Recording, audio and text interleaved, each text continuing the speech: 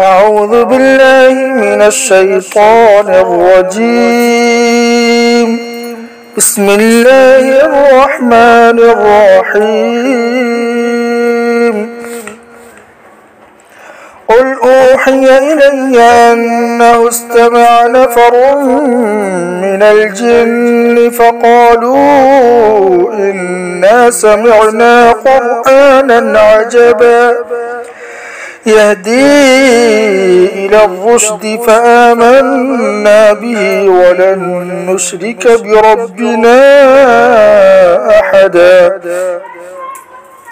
وأنه تعالى جد ربنا ما اتخذ صاحبة ولا ولدا وأنه كان يقول سفيهنا على الله شططا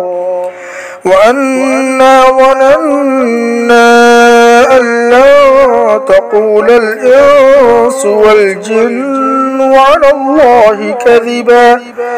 وأنه كان رجال من الإنس يعوذون برجال من الجن فزادوهم رهقا وأنهم ظنوا كما ظننتم أن لن يبعث الله أحدا وأنا لمسنا السماء فوجدناها ملئت حرسا شديدا وشهبا وأنا كنا نقعد منها مقاعد للسمع فمن يستمع الآن يجد له شهابا رصدا وأنا لا ندري أشر أريد بمن في الأرض أم أراد بهم ربهم رشدا وأنا منا الصالحون ومنا دون ذلك كنا طرائق قددا وأنا ظننا أن لن نعجز الله في الأرض ولن نعجزه هربا وأنا لما سمعنا الهدى آمنا به فمن يؤمن بربه فلا يخاف بخسا ولا رهقا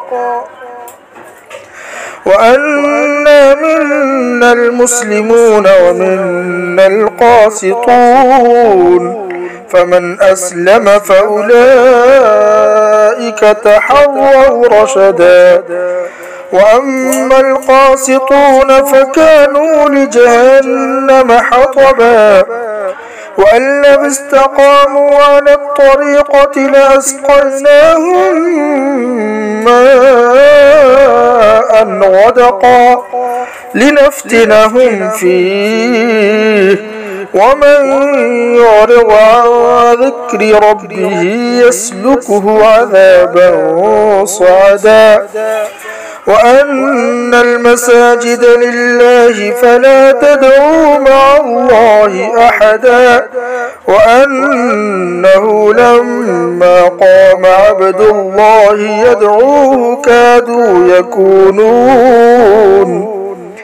يدعوه كادوا يكونون عليه لبدا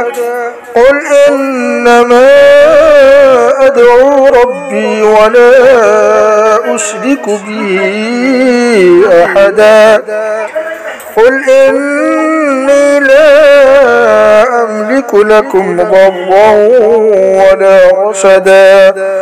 قل إني لن يجيرني من الله أحد ولن أجد من دونه ملتحدا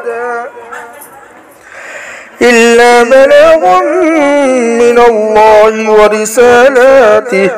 ومن يعص الله ورسوله فإن له نار جهنم خالدين فيها فإن له نار جهنم خالدين فيها